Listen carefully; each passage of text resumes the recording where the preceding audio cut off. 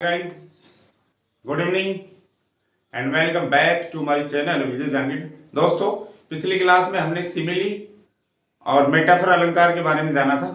चलिए आज इस क्लास में हम जानते हैं पर्सोनिफिकेशन और हाइपरबोल अलंकार क्या होते हैं। दोस्तों, इनका प्रयोग क्यों करते हैं हम? ताकि हमारी बात पर जोर दिया जा सके, हमारी बात प्रभावशाली बन सके, लोग उसको हम ज्यादा उस पर ध्यान दे सके। तो चलिए जानते हैं कि पर्सोनिफिकेशन और हाइपरबोल अलंकार क्या होते हैं। Figure of speech. दोस्तों, सबसे पहले पर्सोनिफिकेशन के बारे में पढ़ते हैं। पर्सोनिफिकेशन का मतलब होता है मानवीकरण। दोस्तों, जो पर्सोनिफिकेशन शब्द है उसकी एटिमोलॉजी क्या है, उसका जन्म क्या है, पहले मैं आपको ये बता देता हूं। दोस्तों, लैटिन भाषा में एक शब्द है पर्सोना। पर्सोना का अर्थ होता है मुखौटा या व्यक्ति। दोस्तों, पर्सोना शब्द से बनाया गया पर्सन शब्द इंग्लिश में, और पर्सन का अर्थ है इंसान या मनुष्य। दोस्तों, दूसरा शब्द है इसमें फिकेशन। फिकेशन एक प्रत्यय है, ये भी लैटिन भाषा का अर्थ है से लिया गया है। और जो फिकेशन है वो फेसियर शब्द से बना है, FACERE, और फेसियर का अर्थ होता है बनाना। तो पर्सोनिफिकेशन दो शब्दों से बना, पर्सोना, और पर्सोना से क्या बना अपना पर्सन, और पर्सन में फिर हमने जोड़ दिया person plus fication. Fication, person plus fication. तो जो पर्सोना है, पर्सोना का अर्थ है इंसान, मनुष्य या मुखौटा भी होता है। और जो फिकेशन है, फिकेशन शब्द बना है फेसियर से, FACERE, और फेसियर का अर्थ होता है दोस्तों बनाना।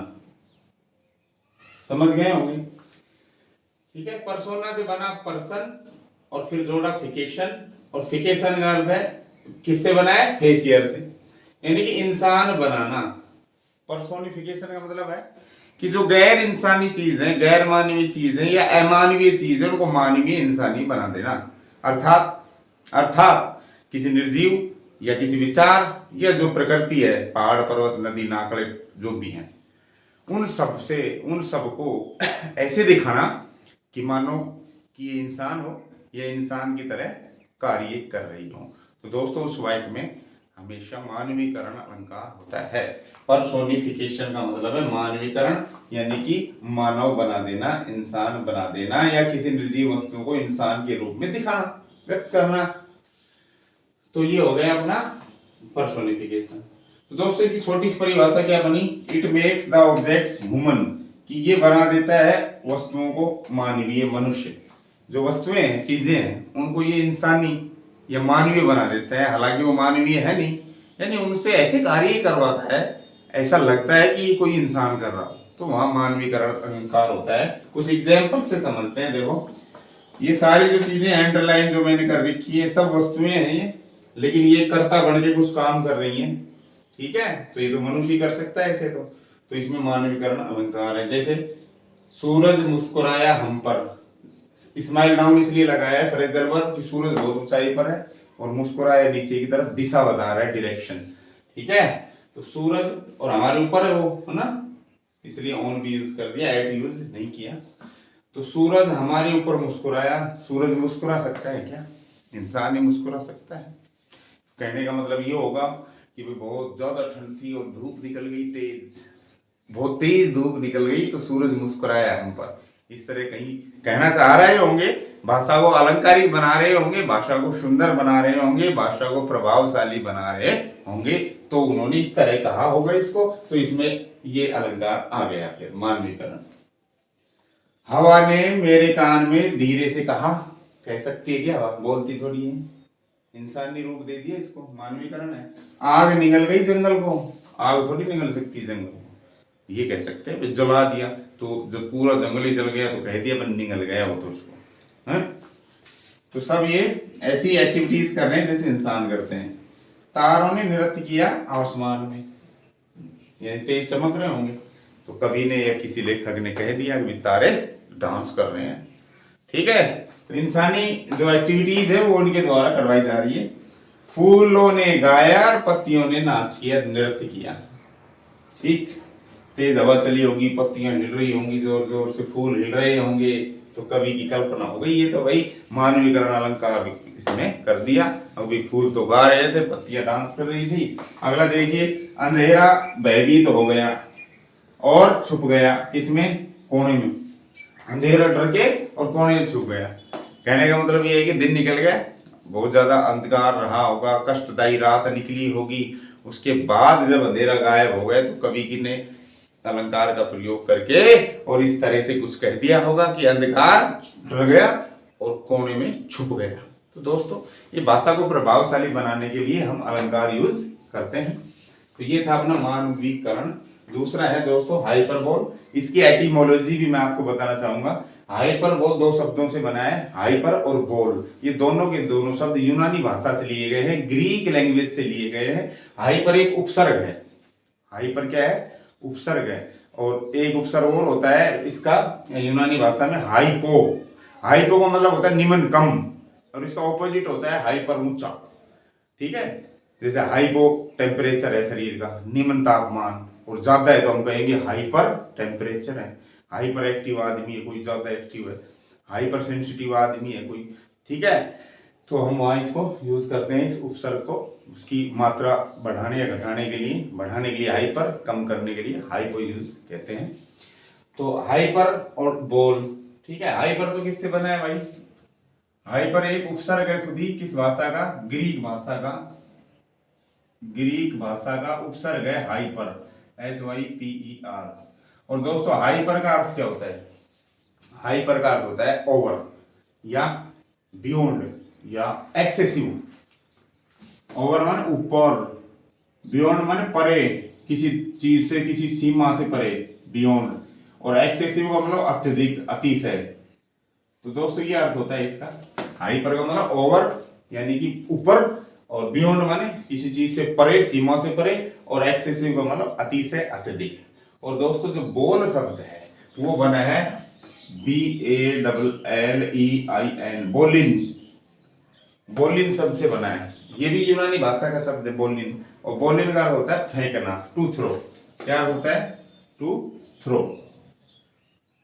अब इसका अर्थ हम निकालते हैं दोस्तों। हाइपर माने सीमा से परे, और बोल का मतलब टू थ्रो, फेंकना। यानी किसी चीज को सीमा से परे फेंक देना, या किसी चीज को सीमा से हटके बढ़ा चढ़ा के कह देना। ठीक है ना? तो इसका अर्थ है हाइपर बोल का मतलब है किसी बात को बढ़ा चढ़ा के कह देना या उसको घटाकर कह देना। ठीक है, यानी इसकी परिभाषा क्या है? छोटी सी परिभाषा है इसकी। इट एग्जेजरेट्स रियलिटी, कि ये वास्तविकता को एग्जेजरेट्स करता है, मतलब किसी चीज को अतिशय करके बढ़ा के कह देता है। या इसका ऑपोजिट रूप भी ये हो सकता है, उसको बिल्कुल घटा के भी कह सकता है।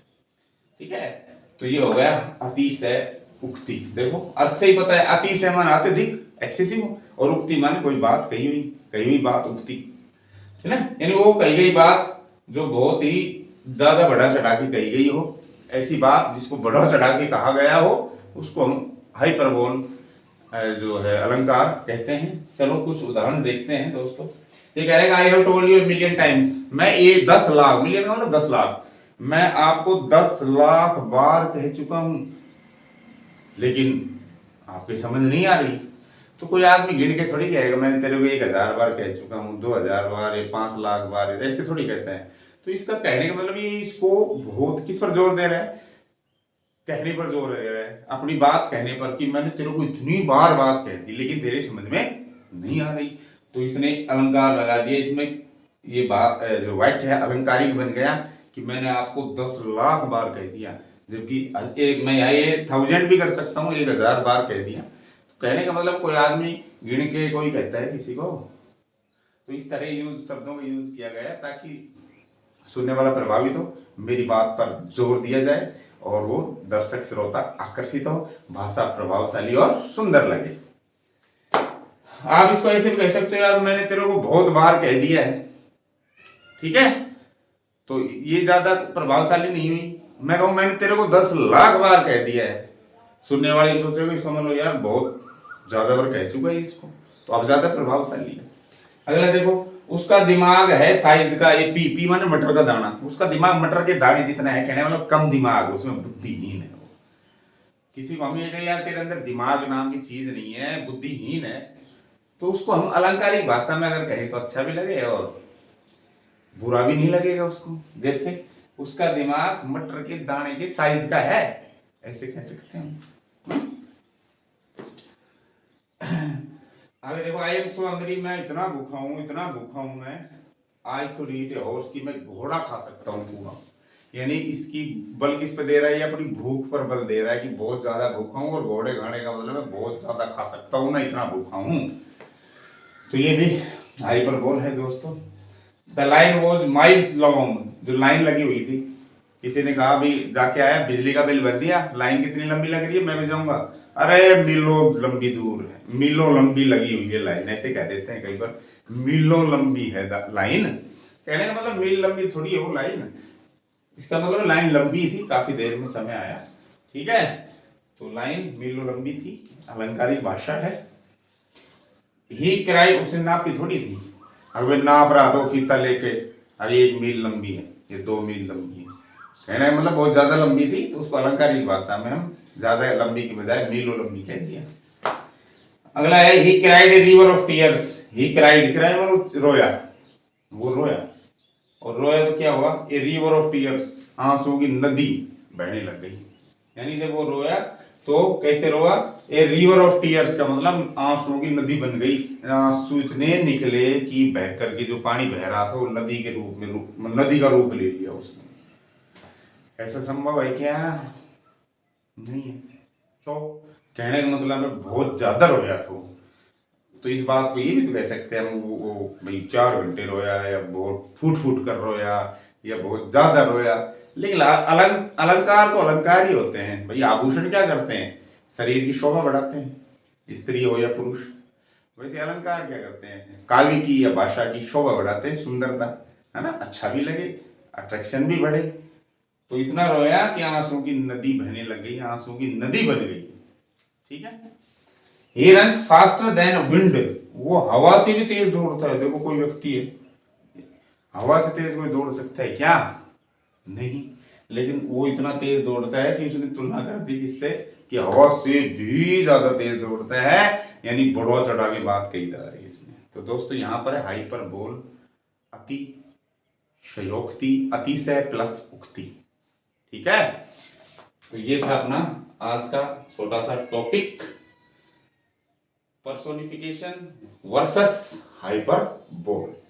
दोस्तों आशा करता हूं ये जानकारी आपके लिए उपयोगी होगी, वीडियो आपको अच्छा लगेगा, अच्छा लगे, if you like then share it and subscribe to my channel Vijay Jangid.